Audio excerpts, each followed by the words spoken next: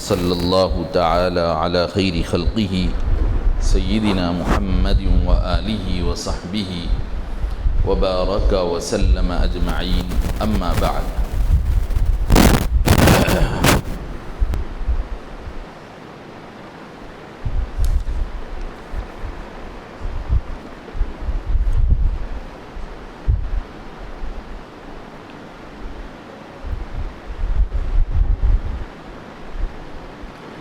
ایمان اور اسلام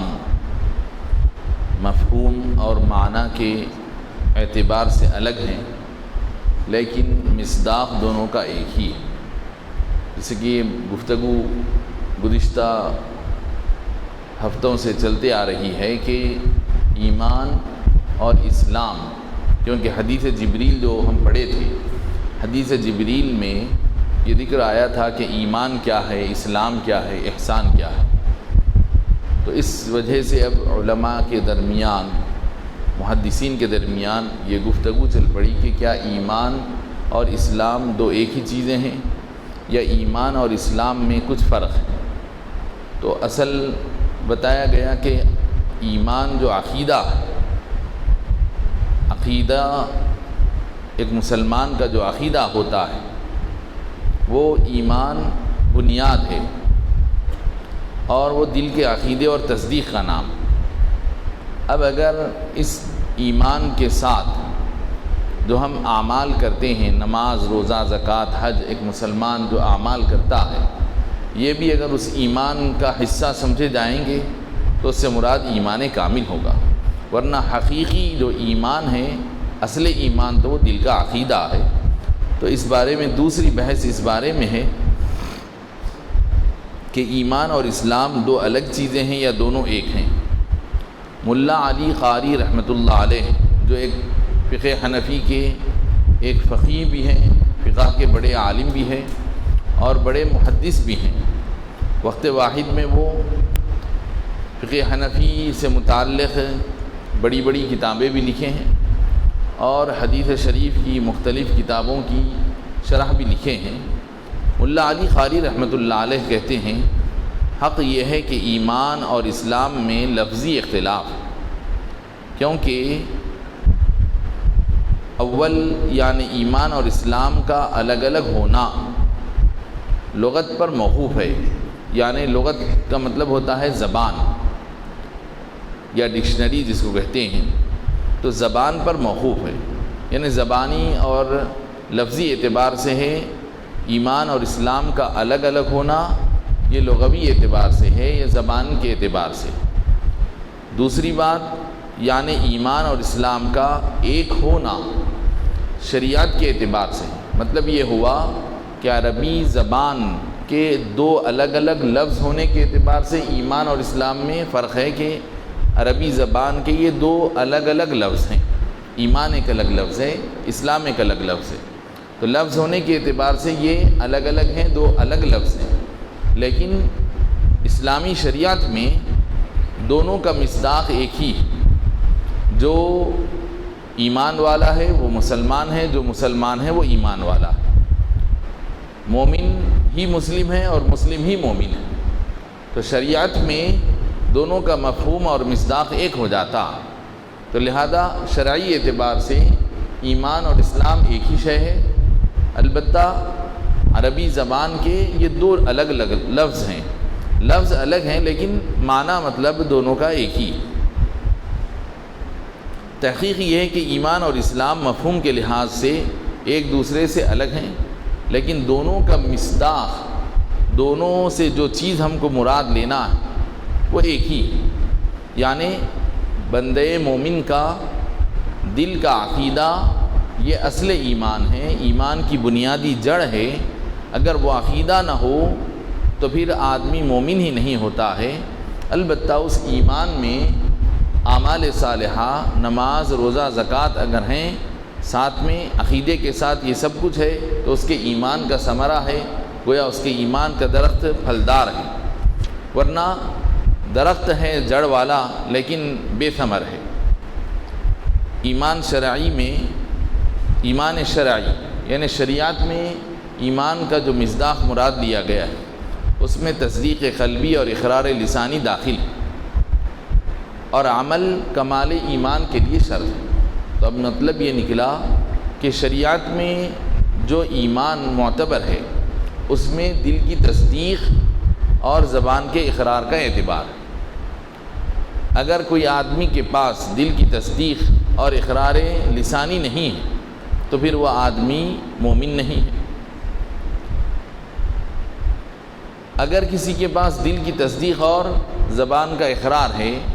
کلمہ شہادت کا اقرار کر رہا ہے اور دل سے اس پر یقین کر رہا ہے، گو کہ اس کے پاس عمل صالح کی کمی ہے یا فقدان ہے، یعنی نماز، روزہ، زکوٰۃ، حج کا اہتمام نہیں کرتا ہے، لیکن عقیدے کے اعتبار سے مسلمانوں کے لیے جس عقیدے کی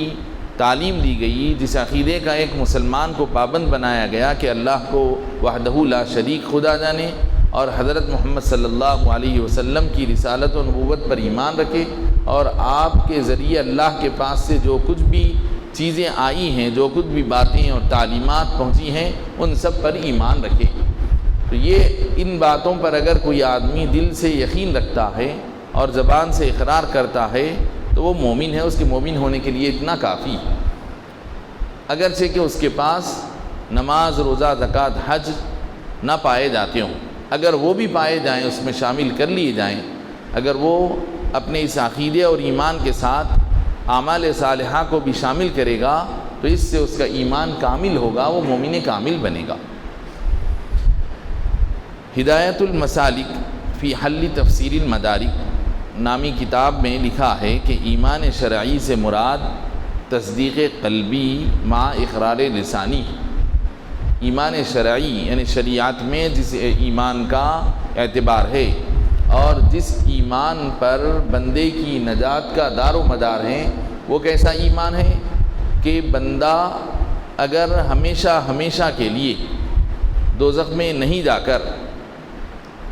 یقینی طور پر جنت میں جانا اور اس کی نجات ہونا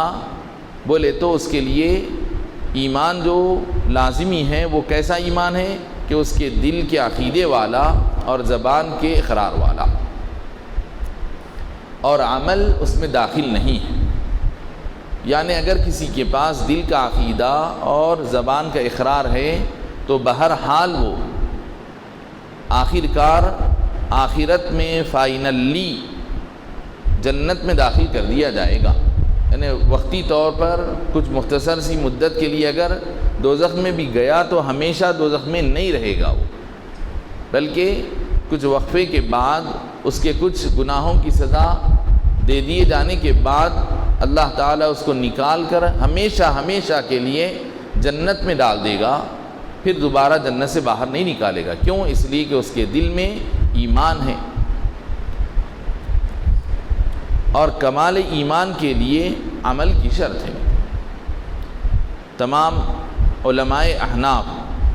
جو امام ابو منصور ماتریدی رحمۃ اللہ علیہ کے پیرو ہیں، علماء احناف ایمان کے جو عقائد ہیں، اسلامی عقائد، جیسے کہ فقہی احکام ہوتے ہیں، جیسے کہ ہم مسلمان جانتے ہیں کہ حدیث کے معاملے میں ایک تھوڑی بہت بھی اسلامی معلومات رکھنے والا مسلمان سمجھتا ہے کہ امام بخاری حدیث کے ایک بہت بڑے عالم تھے، امام اعظم ابو حنیفہ رحمۃ اللہ علیہ، امام شافعی رحمۃ اللہ علیہ فقہ کے یعنی قانون شریعت کے بڑے ماہر اور عالم تھے۔ اسی طرح اسلامی عقیدے کے کچھ بڑے بڑے علماء گزرے ہیں، امام ابو منصور ماتریدی ان میں سے ایک ہیں، اور ایک ہیں امام ابو الحسن اشعری۔ تو حنفی لوگ زیادہ تر ائمہ احناف امام ابو منصور ماتریدی نے جو عقیدے کے سلسلے میں جو تشریحات کی ہیں، انہوں نے جس طریقے سے اسلامی عقائد کو سمجھایا اور بتایا ہے اس کے مطابق عمل پیرا ہیں زیادہ تر علماء احناف۔ تو امام ابو منصور ماتریدی کا یہی خیال ہے، ان کے پاس یہی نظریہ ہے۔ البتہ محققین کا مذہب یہ ہے کہ ایمان صرف تصدیق کا نام ہے، یعنی امام ابو منصور ماتریدی ایمان کے سلسلے میں دو باتوں کو ضروری قرار دے رہے ہیں کہ دل کی تصدیق اور زبان کا اقرار. انہوں بول رہے ہیں کہ یہ دونوں چیزیں ہونا تو آدمی مومن ہوگا. امام ابو منصور ماتریدی بتا رہے ہیں کہ آدمی کے مومن ہونے کے لیے دل کی تصدیق اور زبان کا اقرار یہ دونوں باتیں ہیں تو وہ آدمی واقعتاً مومن ہے. ہم بھی اس کو مومن بول سکتے ہیں, ہم بھی اس کو مومن سمجھ سکتے ہیں کیونکہ وہ زبان سے اقرار کر رہا. یہ امام ابو منصور ماتریدی کا موقف ہے. جبکہ دیگر محققین کا مذہب یہ ہے کہ ایمان کے لیے زبان کے اقرار کی شرط نہیں ہے, بلکہ صرف دل کی تصدیق ایمان کے لیے کافی ہے. تو اب یہ دو نظریے ہوئے یہاں پر کہ ایک آدمی کے مومن ہونے کے لیے پہلی جو بات بتائی گئی کہ تصدیق قلبی کے ساتھ زبانی اقرار بھی ضروری ہوا, تو تب کہیں وہ مومن سمجھا جائے گا, مومن مانا جائے گا, مسلمانوں کے قبرستان میں دفن کیا جائے گا, مسلمان خاتون سے اس کا رشتہ کیا جائے گا, ورنہ اس سے کوئی مسلمان خاتون کا رشتہ نہیں ہو سکے گا. اگر انتقال ہو جائے تو تدفین نہیں ہو سکے گی مسلمان قبرستان میں اگر وہ زبان کا اقرار نہیں کرتا ہے. تو یہ پہلا نظریہ ہوا. اب دوسرا نظریہ یہ بتایا جا رہا ہے کہ مومن ہونے کے لیے زبان کا اقرار بھی لازم نہیں ہے, بلکہ اصل دل سے وہ اللہ کو اور ایمانی جو مسائل اور عقائد ہیں ان کو دل سے مان لیتا. زبان سے کسی کے سامنے ظاہر کیا ہو نہ کیا ہو اس سے کوئی مطلب نہیں, کسی کے سامنے آ کر وہ اپنے عقیدے کا اظہار نہ بھی کیا ہو, دل سے تو مانتا ہے اللہ ایک, دل سے مانتا ہے محمد صلی اللہ علیہ وسلم واقعی اللہ کے رسول ہیں, اللہ کے آخری رسول ہیں, سچے پیغمبر ہے, دل سے مانتا ہے. لیکن کبھی کسی کے سامنے آ کر زبان سے نہ کلمہ پڑھتا ہوا سنائی دیا, نہ اس کا معنی مطلب کا اقرار کیا, کسی کے سامنے یہ بولتا ہوا کسی نے اس کو سنا بھی نہیں کہ اللہ ایک ہے, حضرت محمد صلی اللہ علیہ وسلم اللہ کے رسول ہیں, لا الہ الا اللہ محمد رسول اللہ, اس کو زبان سے پڑھتا ہوا کسی نے کبھی سنا نہیں, لیکن دل میں اس کے یہ بات ایک سچی اور اٹل حقیقت کی طرح بیٹھی ہوئی ہے, زبان سے اقرار تو کبھی کیا نہیں. تو اب علماء کی وہ جو دوسری جماعت ہے وہ یہ کہہ رہی کہ اس کے ایمان کے لیے اتنا کافی ہے کیونکہ تصدیق ہی اصل ایمان ہے. چنانچہ امام شافعی رحمۃ اللہ علیہ کا یہی موقف ہے. امام شافعی یہی قرار دیتے ہیں کہ دل کی تصدیق آدمی کے ایمان کے لیے کافی ہے, لیکن علماء احناف نے پہلی بات کو ترجیح دی ہے کہ آدمی کے ایمان کے لیے صرف تصدیق کافی اس لیے نہیں ہے کہ اگر وہ آدمی دل میں تو تصدیق رکھتا تو اب وہ آدمی اللہ کے پاس مومن ہے, اللہ کے پاس تو مومن ہے, اس کے مومن ہونے کا فیصلہ قیامت میں ہوگا, لیکن ہم دنیا والوں کی نظر میں وہ مومن کیسے سمجھا جائے گا, اس کی مومن ہونے کی شناخت کیسے ہوگی, اس کے ایمان کا ہم کیسے اعتبار کریں گے کہ اگر وہ انتقال کر جائے تو اس کا جنازہ پڑھیں یا نہ پڑھیں, اس کی تدفین مسلمانوں کے قبرستان میں کریں نہ کریں, اس کو غسل کفن دفن کا انتظام کریں نہ کریں, پھر اس کی نکاح کی بات آئے تو کوئی شخص اس کو اپنی لڑکی دے یا نہ دے, یہ فیصلے سب کیسے ہوں گے؟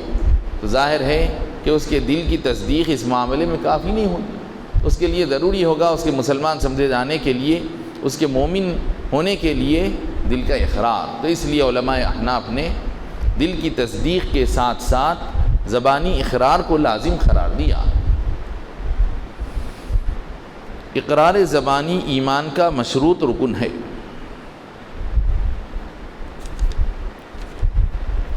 لہذا جو شخص دل سے تصدیق کرے, دل سے تصدیق کر رہا ہے اور بغیر عذر کے زبان سے اقرار نہ کرے, یعنی اس کو کوئی مجبوری بھی نہیں. ایک ہے کہ دل سے تصدیق تو کر رہا ہے ایک شخص, لیکن اس کے لیے حالات کچھ ایسے پریشان کن ہیں کہ انہیں زبان سے اقرار نہیں کر سک رہا ہے. کچھ اس کا خاندان, قبیلہ, ماں باپ اور اس جس سرکل میں جس سوسائٹی میں رہتا ہے اس سوسائٹی کی وجہ سے وہ زبان پہ اپنے اس ایمان کے عقیدے کو لا نہیں سک رہا، لیکن دل اس کا ایمانی عقیدے اور کلمہ طیبہ کے مطابق مطمئن ہے اور یقین اسی پر ہے اس کا، لیکن مجبوری کی وجہ سے زبان سے اقرار نہیں کر رہا۔ ایک آدمی وہ ہے، دوسرا آدمی وہ ہے مجبوری اس کو کوئی نہیں ہے لیکن پھر بھی زبان سے اقرار نہیں کر رہا۔ ایک ہے کہ عذر کی وجہ سے اقرار نہیں کر رہا، دوسرا بغیر عذر کے اقرار نہیں کیا۔ دل میں تصدیق ضرور ہے، اب جب دل میں تصدیق ہے اور کوئی مجبوری نہیں ہے تو اقرار تو کرنا چاہیے تھا اس کو، لیکن پھر بھی ہے کہ وہ اقرار نہیں کیا۔ تو بتانے لہذا جو شخص دل سے تصدیق تو کرتا لیکن بغیر کسی عذر شرعی کے زبان سے اقرار بھی نہیں کرتا، اقرار بھی نہیں کر رہا ہے، حالانکہ اس کو کوئی عذر بھی نہیں، مجبوری بھی نہیں ہے، مگر پھر بھی زبان سے اقرار بھی نہیں کر رہا، تو ایسا شخص اللہ کے پاس مومن، اللہ کے پاس ایسا شخص مومن نہیں ہوگا، اللہ کے پاس بھی نہیں ہوگا وہ مومن۔ کیوں کہ مجبوری ہوتی اور اقرار نہیں کیا تو وہ اس کی مجبوری کی وجہ سے اس کا اقرار نہ کرنا معاف ہوتا، لیکن یہاں مجبوری نہیں ہونے کے باوجود اس کے لیے کوئی آفت اور مصیبت نہیں اقرار کرنے میں، ماں باپ بھی اس کو اختیار دیے ہیں۔ بعض وقت ایسا ہوتا ہے غیر مسلم ہوتے ہیں لوگ، اسلام قبول کرنا چاہتے ہیں تو ماں باپ بھی بچے کو آزادی دے دیتے ہیں کہ وہ جس مذہب میں خوشی سے رہنا چاہے چھوڑ دیتے ہیں، تو ماں باپ اس کے سماج سوسائٹی کی طرف سے بھی کوئی اس کے لیے پریشانی نہیں ہوتی، تو اس کے باوجود پھر بھی وہ زبان سے اقرار نہیں کیا ہے۔ تو بتا رہے ہیں کہ اختیار میں تھا اقرار کرنا مگر پھر بھی اقرار نہیں کیا ہے تو پھر اللہ کے پاس بھی وہ پکڑ میں آئے گا، گرفت میں آئے گا، اللہ کے پاس بھی مومن نہیں ہوگا۔ اور وہ حضرات تو لہذا جن حضرات کے پاس اقرار زبانی ایمان کا رکن ہے ایسا شخص دوزخی ہو جائے گا۔ چنانچہ احناف کے حساب سے اقرار لسانی ایمان کا حصہ ہے، جب انہیں اختیار کے باوجود اقرار نہیں کیا تو دوزخی ہو جائے گا۔ امام فخر الاسلام اور شمس الائمہ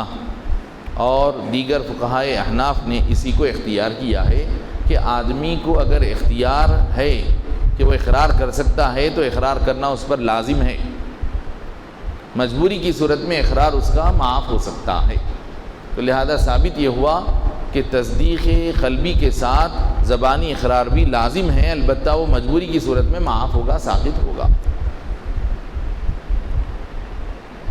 البتہ وہ حضرات جن کے پاس اقرار لسانی زبانی اقرار ایمان کا رکن نہیں، ایسا شخص ان کے پاس مومن تو ہے اور اللہ تعالیٰ کے پاس دنیاوی احکام میں غیر مومن ہے۔ یعنی اب وہ علماء جو اقرار کو لازم قرار نہیں دیتے بلکہ وہ یہ بولتے ہیں کہ بس اصل ایمان دل کی تصدیق کا نام ہے، تو وہ لوگ بولتے ہیں کہ اقرار تو کوئی ضروری نہیں ہے، تو لہذا ایسا شخص مومن تو ہے لیکن دنیاوی احکام کے سلسلے میں وہ غیر مومن سمجھا جائے گا۔ دنیا کے احکام جیسے یہی نماز جنازہ، کفن دفن، اس کے ساتھ شادی بیاہ کے معاملات وغیرہ، ان معاملات میں دنیاوی مسائل میں اس کو ایک غیر مسلم کی نظر سے ہم دیکھیں گے، اللہ کے پاس اب وہ مومن ثابت ہو جائے گا۔ یہ صورت منافق کے برعکس ہے، ایسے سمجھیے منافق کی الٹی صورتحال کہ یہ شخص اپنے دل سے ہے تو مومن لیکن اپنے ایمان کو ظاہر نہیں کر رہا ہے زبان سے۔ منافق کی الٹی صورتحال کہ ایک شخص ہے دل سے کافر، دل میں کفر چھپا ہوا لیکن زبان سے کفر کو ظاہر نہیں کرتا ہے، دل میں کفر چھپا کر رکھتا ہے، زبان سے کفر کو ظاہر نہیں کرتا۔ یہ ہوتی ہے صورتحال منافق کی کہ دل میں کفر اور شرک چھپائے رکھتا لیکن زبان سے کفر کو ظاہر نہیں کرتا ہے بلکہ الٹا ایمان ظاہر کرتا ہے، تو یہ منافق ہے۔ اور یہاں جو صورتحال ہے کہ ایک آدمی دل سے مومن ہے، دل سے تو مومن ہے وہ لیکن اپنے ایمان کو چھپائے رکھا، کیونکہ منافق اللہ کے پاس اللہ کی نظر میں کافر رہتا، اللہ کو معلوم کہ نہیں کافر ہے لیکن لوگ اس کے ظاہری رویے سے اس کو مسلمان اور مومن سمجھتے رہتے ہیں۔ اور یہ شخص کا معاملہ یہ ہے کہ اللہ کے پاس یہ مومن ہے لیکن لوگ اس کو اس کے اقرار نہ کرنے کی وجہ سے کافر سمجھ رہے ہوتے ہیں۔ شرح مقاصد ایک کتاب ہے اسلامی عقائد سے متعلق، اس کے حوالے سے محدث دکن علیہ الرحمہ لکھتے ہیں کہ شرح مقاصد میں بتایا گیا ہے کہ یہ اختلاف اسی صورت میں ہے کہ آدمی گفتگو کر سکتا ہو اور اس کا اقرار نہ کرنا انکار کی وجہ سے نہ ہو۔ اقرار نہیں کرا، کیوں نہیں کیا؟ انکار کی وجہ سے نہ کیا۔ اس کا اقرار نہ کرنا انکار کی وجہ سے نہ ہو، یعنی اقرار اس لیے نہیں کیا ہے کہ انکار نہیں ہے اس کو، بلکہ کسی اور وجہ سے کسی اور وجہ سے اقرار نہیں کیا۔ اور ایک ہوتا ہے کہ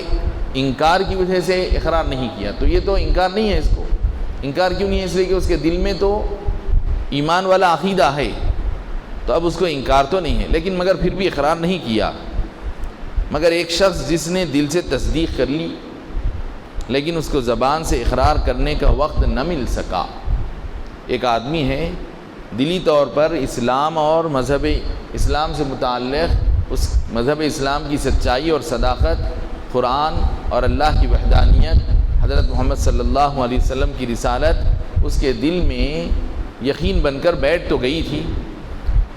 اس بات کا وہ یقین اپنے دل میں جما لیا تھا، لیکن اب وہ اسلام قبول کرنے کا ارادہ کیا ہوا تھا۔ دل میں تو اس کے یہ حقیقت اور صداقت جم گئی کہ دین اسلام سچا مذہب ہے، اللہ ایک ہے، حضرت محمد صلی اللہ علیہ وسلم سچے اور پکے رسول ہیں۔ یہ صداقت اس کے دل میں جم گئی، یقین کر گئی۔ اب وہ 1-2-3 دن میں پروگرام بنا رہا تھا اپنے مشرف و اسلام ہونے کے سلسلے میں، یعنی کسی کے سامنے باضابطہ اقرار کرنے کا، کسی کے سامنے باضابطہ بیٹھ کر کلمہ پڑھنا، کسی عالم کے پاس جا کر ان کے سامنے بیٹھ کر زبانی طور پر اپنے اسلام کا اقرار کرنا اور ان کے سامنے کلمہ طیبہ کی گواہی دینے کے سلسلے میں وہ کچھ سوچ رہا تھا، اس کے سلسلے میں کوئی پروگرام بنا ہی رہا تھا، لیکن اس کو وقت نہ مل سکا اور انتقال ہو گیا۔ تو سب اس بات پر متفق ہیں کہ بالاتفاق وہ مومن ہوگا، کیونکہ وہ دل میں اس حقیقت پر پہنچ گیا تھا اپنے قلبی طور پر کہ دین اسلام جن باتوں کی تعلیم دیتا ہے، جن عقائد کی تعلیم کرتا ہے، وہی کائنات کی سچی حقیقت ہے۔ اس کا دل اس بات پر یقین کر چکا تھا، اب بس صرف اقرار کرنے کی دیر تھی۔ شرح مقاصد کی عبارت سے یہی واضح ہوتا ہے، اور ملا علی قاری رحمۃ اللہ علیہ نے شرح شفا میں لکھا ہے کہ وہ شخص جو اقرار شہادت پر قادر نہ ہو سکا، باوجود یہ کہ اس سے تصدیق قلبی ثابت ہوئی، وہ مومن نہیں ہے۔ اگر کوئی ایسا کہتا ہے تو یہ درست نہیں ہے، یہ بات ضعیف ہے، کیونکہ اقرار شہادت پر اس کو قدرت اور موقع ہی نہیں مل سکا۔ البتہ دلی طور پر اس کا دل تصدیق قلبی پر جم چکا تھا، تو لہذا اس کے ایمان کو معتبر سمجھنا پڑے گا۔ ہاں، اس کو اتنا وقت ملا کہ اس میں وہ اقرار کر سکتا تھا، یعنی دل میں تصدیق قلبی ایمان کے متعلق جم چکی تھی۔ اس کے بعد اس کو اتنا موقع بھی ملا کہ وہ کلمہ طیبہ زبان سے ادا کر کے اپنے ایمان کا اظہار کر سکتا تھا، لیکن اس کے باوجود وہ اپنے ایمان کا اظہار نہیں کیا، اقرار نہیں کیا۔ اقرار کر سکتا تھا اور اس سے اقرار کا مطالبہ بھی کیا گیا۔ دل میں تو تصدیق ہے اس کے کہ ایمان، دین اسلام کے عقائد یہی سچی تعلیمات ہیں، دل میں یہ یقین جم گیا، اور اس کے بعد اس کو اتنا موقع ملا بھی کہ وہ اقرار کر سکتا تھا، اپنی زبان سے اظہار کر سکتا تھا، کلمہ طیبہ پڑھ کر شہادت اور گواہی دے سکتا تھا۔ حتیٰ کہ اتنا ہی نہیں، اس کو موقع ملا بلکہ کسی نے اس سے مطالبہ بھی کیا کہ جب تم اتنا سب کچھ ہے کہ تمہارے دل میں ایمان کی صداقت اور حقانیت جم گئی ہے، تو پھر تم زبان سے کیوں نہیں پڑھ دیتے لا الہ الا اللہ محمد رسول اللہ بول دو اور سب کے سامنے اقرار کر دو؟ تو وہ اقرار تو نہیں کیا، اور اس نے انکار کیا، حالانکہ دل میں اس کے ایمان کی صداقت بیٹھی ہوئی ہے، اقرار کا موقع ملا، بلکہ اس کو کہا گیا کہ اقرار کرو تو اس نے انکار کیا، اب اقرار نہیں کیا، دل میں پورے ایمانی اسلامی تعلیمات کی صداقت سچائی بیٹھی ہوئی ہے، یہ مانتا ہے کہ یہ بت پرستی، بتوں کو پوجنا، یہ سب غلط ہے۔ انسان تو کیا ہے، خدا کے مقابلے میں انسان تو کیا، انسان سے بھی گئے گزرے ہیں، اس کے ذہن میں یہ بات جب گئی کہ یہ بت کوئی کام کا نہیں، اس کے بس میں کوئی چیز ہی نہیں ہے نفع پہنچانا، نقصان پہنچانا، یہ اس حقیقت پر پہنچ گیا۔ وہ کسی زمانے میں پوجتا تھا، بتوں کی پرستش کرتا تھا ہوگا، لیکن بعد میں اس کا دل اس بات پر قائم ہو گیا کہ واقعی اسلام کا عقیدہ صحیح ہے کہ یہ بت پرستی، یہ بت کسی قسم کے لائق نہیں ہے کہ ان کی پرستش کی جائے، ان کو خدا بنایا جائے، بلکہ خدا تو بڑی بات، یہ انسان سے بھی گئے گزرے درجے میں، نہ نفع کا ان کے اندر اختیار ہے، نہ نقصان پہنچانے کا، اتنا دل میں حقیقت بیٹھی ہوئی، لیکن اقرار کرنے کی جب بات آئی تو انکار کر دیا۔ تو ایسا شخص تمام علماء اسلام کی نظر میں مومن نہیں ہے، بلکہ وہ ایسا نافرمان ہے کہ جو اپنی سرکشی اور ضد کی بنا پر کافر کا کافر ہی رہ گیا۔ جیسے کہ بہت سارے کفار حضور کے زمانے میں اس حقیقت کو سمجھتے بھی تھے، مانتے بھی تھے کہ واقعی قرآن اللہ کا کلام، اور یہ قرآن عام انسان کا لکھا ہوا نہیں ہے، اور عام انسانوں کے جو کلام ہوتے ہیں، شاعروں کی جو شاعری ہوتی ہے، بڑے بڑے ادیبوں کے جو ادبی شہپارے ہوتے ہیں، ان سے یہ بالکل مختلف ہے، یہ محسوس کرتے تھے عرب، ان کے دل خود اس بات کی گواہی دیتے تھے کہ واقعی یہ قرآن کچھ غیر معمولی کلام ہے۔ لیکن مگر اب ان کو کیا تھا کہ اگر ہم اس مذہب کے قائل ہو جائیں گے تو ہمارے قبیلے میں ہماری سرداری کیا باقی رہ جائے گی، یعنی ہم بھی جو ہے اپنی سرداری کو گویا حضور کے حوالے کر دیے جیسا ہو جائے گا، یعنی اب ہم اپنے قبیلے کے سردار نہیں رہیں گے، ہمارا اپنا قبیلہ بھی، پھر ہم جب اسلام قبول کریں گے تو ہمارے اپنے قبیلے کے لوگ بھی آ کر حضور کے پاس مشرف اسلام ہو جائیں گے، تو ہمارا جو پٹیل کی جو پٹواری کی جو جائیدادیں ہیں، ہماری جو سرداری ہے، یہ سب ختم ہو جائے گی۔ تو یہ صرف ان کی شرارت اور ضد تھی، تو لہذا محض دل کی تصدیق کے اگر انکار کے ساتھ وہ اقرار نہیں کرتا ہے تو پھر وہ پکا کافر ہے۔ تو یہ چند باتیں ایمانیات سے متعلق ہیں جو حضرت محدث دکن علیہ الرحمہ اپنی کتاب زجاجۃ المصابیح میں زیر بحث لائے ہیں۔ تو یہ ہمارے دین اسلام میں عبادات سے زیادہ اہمیت ایمانیات کی ہے، اس لیے محدث دکن علیہ الرحمہ پہلے ایمانی مسائل پر گفتگو فرمائے ہیں۔ انشاءاللہ یہ ساری ایمانی مسائل کے بعد عبادتوں سے متعلق احادیث شریفہ کا سلسلہ ہوگا۔ البتہ فقہی احکام سے متعلق ہم نے جس کتاب کا انتخاب کیا ہے نور الایضاح، اس کے حوالے سے ایک دو تین مسئلے آپ حضرات کے گوشے گزار کر کے آج کی اس نشست کو ہم ختم کرتے ہیں۔ تو گزشتہ نشست میں آپ کو یہ بتایا گیا تھا کہ پانی کی جملہ 5 قسمیں ہیں۔ پہلی قسم طاہر مطہر غیر مکروہ، دوسری طاہر مطہر مکروہ، تیسری طاہر غیر مطہر جو پاک ہے لیکن پاکی کے لائق نہیں ہے، اس سے ہم وضو اور غسل نہیں کر سکتے۔ پھر اس میں ایک بات آئی تھی مائع مستعمل کیسے ہوتا ہے، پانی مستعمل کب ہوتا۔ اب اس کے بعد بتا رہے ہیں ولا بماء زال طبعه بالطبخ او بغلبة غيره عليه والغلبة في مخالطة الجامدات بإخراج الماء عن رقته وسيلانه ولا يضر تغير أوصافه كلها بجامد كزعفران وفاكهة وورق شجر۔ کہ اب گزشتہ ایک مسئلہ یہ بتائے تھے کہ اگر کسی درخت سے پانی رس رہا ہے تو وہ پانی چاہے خود بخود رس کر جمع ہو گیا کسی لوٹے میں یا ٹھلیا میں، یا کسی نے اس کو نکالا نچوڑ کر، ہر دو صورت میں اس سے وضو نہیں کیا جا سکتا ہے۔ ایسے ہی کسی پھل کا پانی ہے ناریل وغیرہ کا تو وہ وضو کے کام کا نہیں ہے، وہ صرف پینے کے کام کا ہے، پاک ہے، پاک پانی ہے، لیکن وہ پاک کر ہم کو پاکی دلا نہیں سکتا ہے، یعنی ہم کو وضو یا غسل کے کام نہیں آ سکتا۔ اب اس کے بعد بتا رہے ہیں کہ پانی کے اندر کوئی چیز ڈال کر پکا دیا گیا۔ پانی کے اندر جب ہم کسی چیز کو ڈالیں اور پکائے تو جس کی وجہ سے پانی میں جیسے کہ گیہوں ڈالے یا دال ڈال دیا اور اس کو پکا دیے، پکانے کے بعد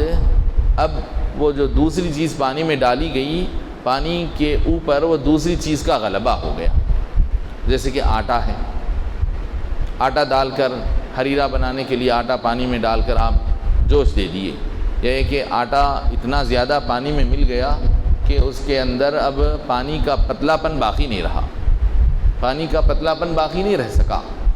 پانی کی طبیعت اور اس کا مزاج یہ ہے کہ اس کے اندر پتلا پن ہونا چاہیے اور بہنے کی صلاحیت ہونا، تو پانی اپنی اصل فطرت پر ہے سمجھیں گے۔ تو اب پانی کے اندر گیہوں یا چاول وغیرہ ڈال کر آپ پکا دیے تو اب پانی کے اندر پتلا پن ختم ہو گیا۔ جیسے کہ پیچ، پانی جب چاول ڈال کر آپ پکاتے ہیں تب اس کے اندر گاڑھا پن آنے لگتا ہے، تو پیچ بننے کے لیے پوری طرح پیچ نہ بھی بنی ہوگی، آپ نے بالکل گاڑھی چگٹ اتنی نہیں بھی بنی، اگر تھوڑا سا بھی پانی کے اندر گاڑھا پن ہلکا سا بھی اگر پیدا ہو جائے، جو اصل پانی میں جو پتلا پن اور بہاؤ کی کیفیت ہوتی ہے وہ اگر ختم ہو گیا تو پھر پانی باقی نہیں رہا۔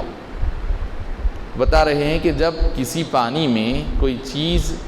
پانی کے باہر سے گر کر مل جائے یا ملا دی جائے اور اس باہر والی چیز کا پانی پر ڈومینیشن ہو جائے، غلبہ ہو جائے، اتنا غلبہ ہو جائے کہ پانی کا پتلا پن اور پانی کے اندر بہنے کی جو صلاحیت ہے وہ ختم ہو جائے، تو پھر وہ پانی وضو اور غسل کے لائق نہیں رہتا۔ اب آپ اس کو پینے کھانے کے استعمال میں ہی لا سکتے ہیں، یا یہ کہ اس کے اندر کوئی چیز ڈال کر پکا دی گئی ہو، چاہے ڈال کر پکا دی گئی ہو یا پکائی نہیں بھی گئی ہے لیکن اتنی زیادہ مل گئی ہے کہ پتلا پن اور بہاؤ پن ختم ہو گیا، گاڑھا پن آ گیا۔ تو اب پانی کے اندر کوئی دوسری چیز ملنے کے بعد وہ دوسری چیز کا پانی پر غلبہ کیسے پہچانا جائے گا؟ تو اس کا اصول بتا رہے ہیں کہ پانی میں جو چیز باہر سے گر کر ملے گی، شامل ہوگی، یا تو وہ جامد قسم کی ہوگی، پاؤڈر کی شکل میں ہوگی، یا کسی میٹیریل کی شکل میں ہوگی، یا لیکوڈ کی شکل میں ہوگی، بہنے والی پتلی کوئی چیز ہوگی۔ تو پانی میں کوئی چیز اگر دوسری مل جاتی ہے، گر جاتی ہے، تو یہ دیکھیں گے ہم کہ وہ گرنے والی چیز پتلی لیکوڈ ہے یا کوئی گاڑھی اور گھٹ قسم کی میٹیریل کی شکل میں کوئی چیز ہے، یہ دیکھا جائے گا پاؤڈر وغیرہ کی شکل میں۔ تو بتا رہے ہیں کہ اگر پانی میں کوئی جامد چیز، یعنی جو چیز لیکوڈ نہ ہو اس کو عربی میں جامد کہتے ہیں، لیکوڈ ہے تو اس کو مائع کہتے ہیں، سیال کہتے ہیں۔ تو جو چیز لیکوڈ نہ ہو، جو گھٹ قسم کی یا سوکھی ہوئی کوئی چیز ہے، تو اگر پانی میں وہ مل جاتی ہے تو پانی اپنی اصلیت پر باقی نہیں ہونے کا جو معیار ہے وہ یہ ہے کہ پانی کا پتلا پن اور بہاؤ پن ختم ہو گیا ہو، تو ہم سمجھیں گے کہ اب یہ پانی کو، وہ باہر سے گری ہوئی چیز پانی کو پانی باقی نہیں رکھی۔ اگر وہ باہر سے گری ہوئی چیز باوجود گرنے کے پانی پھر بھی بہنے اور پتلے پن کے لائق ہے تو سمجھا جائے گا کہ پانی کی اصلیت باقی ہے۔ جیسے کہ پانی کے اندر صابن گر گیا، گھل گیا صابن، تو اگر صابن بہت زیادہ گھل جائے گا تو ظاہر ہے پانی کے اندر گاڑھا پن آ جائے گا، تو یہ علامت ہے اس بات کی کہ پانی اب اپنی اصلیت پر باقی نہیں رہا۔ صابن گرا تھوڑا سا، ہلکی سی بو آئی بھی، صابن کی خوشبو بھی آ رہی ہے اس میں، لیکن پانی کا جو اصل مزاج ہے، پتلا پن اور بہاؤ پن،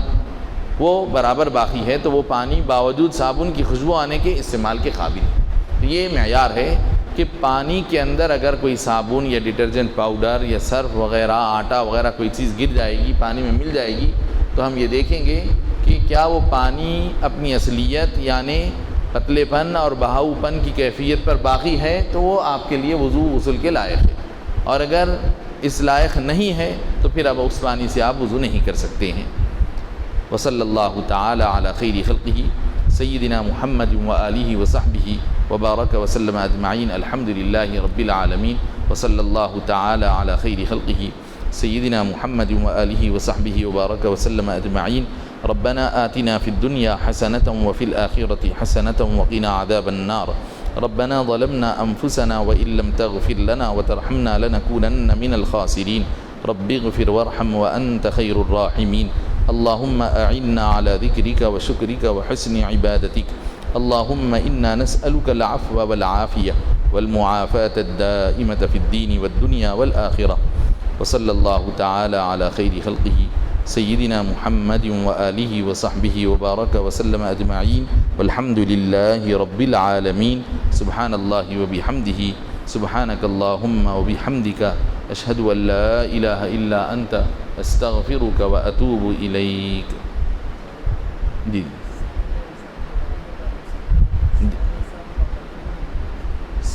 قربانی کے مسئلے میں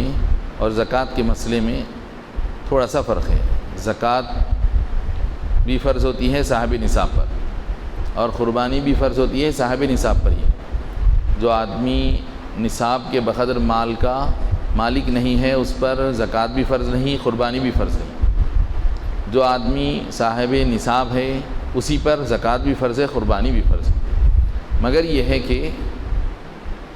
زکوٰۃ کے فرض ہونے کے لیے جو نصاب آپ کے پاس ہے، نصاب کا مطلب یہ ہے کہ 600 گرام، 60 گرام، 755 ملی گرام سونا. 60 گرام کا مطلب 6 تولے سونا. 6 تولے پر کچھ کم 1 گرام سونا. 755 ملی گرام، 60 گرام پکے. پھر اس پر 60 گرام پر اور 1 گرام ہونے کے واسطے 1000 ملی گرام ہونا پڑتا. 1000 ملی گرام کا 1 گرام ہوتا.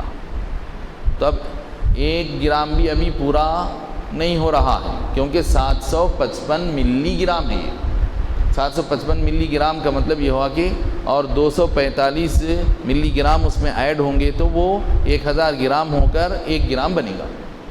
تو مطلب کیا نکلا اس کا؟ 60 گرام پلس 1 گرام ہوتا تو 61 گرام ہوتا. تو 61 گرام بھی پورے نہیں ہیں، 61 گرام کو بھی کچھ کم. تو 6 تولے سونا پکا 6 تولے، اس پر کچھ گرام، 1 گرام سے بھی کچھ کم اگر کسی کے پاس سونا ہے تو وہ صاحب نصاب. یا پھر 42 تولے چاندی یا اس کی قیمت خرید، 42 تولے چاندی خریدے اتنے پیسے اگر کسی کے پاس جمع ہو جائیں، آ جائیں، اور اس کے ضروری اخراجات، کھانے پینے، پہننے اوڑھنے، بچوں کی تعلیم، فیس، علاج، معالجہ، گھر کا کرایہ، کرنٹ، نل وغیرہ کے کرایہ وغیرہ سب ادا کرنے کے باوجود ان سب ضرورتوں کے بعد بچ کے اگر رہ رہے ہیں تو یہ اس کا نصاب ہے. نصاب کی اتنی رقم اس کے پاس جمع ہو گئی بولیں گے. اب یہ رقم جس کے پاس آ گئی، بقرعید سے 2 دن پہلے بھی آ گئی، تو آدمی صاحب نصاب ہے، اس کو قربانی دینا واجب ہے. حالانکہ 1 سال نہیں گزرا، لیکن زکوٰۃ کے لیے 1 سال گزرنے کے بعد زکوٰۃ فرض ہوتی ہے. زکوٰۃ جس تاریخ میں اس کے پاس اتنا اماؤنٹ جمع ہوا ہے، اتنا اماؤنٹ بقدر نصاب اماؤنٹ جمع ہونے کے بعد پورا 1 سال جب کمپلیٹ ہوگا، مکمل ہونے کے بعد اس پر پھر وہی تاریخ میں زکوٰۃ فرض ہوتی ہے. لیکن قربانی کے واجب ہونے کے لیے 1 سال گزرنا کوئی ضروری نہیں، بلکہ 1 دن پہلے، 2 دن پہلے، 1 ہفتہ پہلے، 1 مہینہ پہلے بھی کوئی آدمی صاحب نصاب بن گیا ہے تو اس پر قربانی واجب ہو جاتی ہے. یہ زکوٰۃ کا اور اس کا فرق ہے. اور ایک بات یہ ہے کہ زکوٰۃ میں گھر کا قیمتی فرنیچر وغیرہ جو ہوتا ہے اور ضرورت سے زیادہ جو سامان، جیسے کہ کسی کے گھر میں گاڑیاں ہیں، بائکس ہیں، تو اگر آدمی کی ضرورت کی 1 گاڑی ہوگی، 1 بائک ہوگی، اور ضرورت کے کپڑے موسم، سال میں 4 موسم ہوتے ہیں، تو موسم کے حساب سے 1 جوڑا اگر اس کے پاس ہے تو 4 قسم کے جوڑے اگر ہیں موسمی حساب سے، گرما کے حساب سے 1 جوڑا، سرما کے حساب سے، برسات کے حساب سے، تو یہ اس کی بنیادی ضرورت ہوگی. ضرورت سے زیادہ جو مال ہے وہ نصاب میں کاؤنٹ ہوتا. تو اب نصاب کا ضرورت کا تصور زکوٰۃ کے معاملے میں تھوڑا الگ ہے، قربانی کے معاملے میں الگ ہے۔ قربانی کے معاملے میں آپ کے پاس ایک نہیں 10 گاڑیاں ہیں تو وہ سب آپ کی ضرورت میں شامل ہیں۔ کپڑے جو آپ کے پہننے کے ہیں، قیمتی سے قیمتی کپڑے بھی ہیں، گھر میں قیمتی سے قیمتی سامان ہے،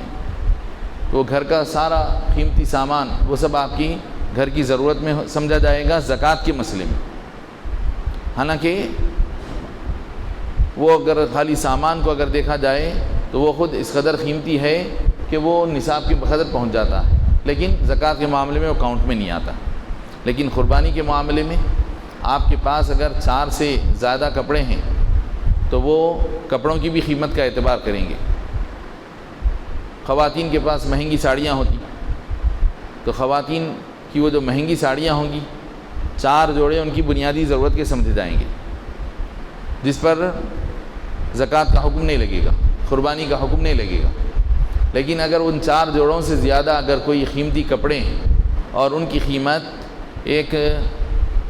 30,000 تک پہنچ رہی ہے، 30,000 روپے کی قیمت بن جا رہی ہے، 4 جوڑوں سے ہٹ کر جو اور کچھ کپڑے زائد ہیں ان کپڑوں کی قیمت، ان جوتوں کی قیمت یا کچھ اور زیورات ہیں، حالانکہ وہ سونے چاندی کے نہیں بھی ہوں گے، کنکر ہیں قیمتی، تو اس کی قیمت اگر 30,000 روپے بن جاتی ہے تو قربانی کے معاملے میں اس کو بھی حساب میں لیا جائے گا اور ایسے آدمی پر قربانی واجب ہو جاتی ہے۔ جبکہ زکوٰۃ کے معاملے میں یہ سب چیزیں کاؤنٹ میں نہیں لائی جائیں گی۔ جو چیزیں پہننے اوڑھنے کی جتنی بھی ہوں گی، 4 کی جگہ 10 بھی ہیں تو وہ سب آپ کی ضرورت کی سمجھی جائیں گی۔ لیکن قربانی کے معاملے میں صرف 4 جوڑے ضرورت کے، ماں باقی جتنے ہیں وہ سب کی قیمت کو اندازہ لگا کے قربانی دینا ہوگا۔ اگر آپ کے پاس قربانی دینے کو نقد اماؤنٹ نہیں ہے تو آپ اگر نہیں دیں گے تو گناہ گار ہوں گے۔ ہو سکے تو کچھ کپڑے نکال کے بیچ کے قربانی دینا پڑے گا۔ تو یہ فرق ہے قربانی میں اور زکوٰۃ کے معاملے میں۔ سبحان اللہ و بحمدہ، سبحانک اللہم و بحمدک، اشہد ان لا الہ الا انت، استغفرک و اتوب الیک۔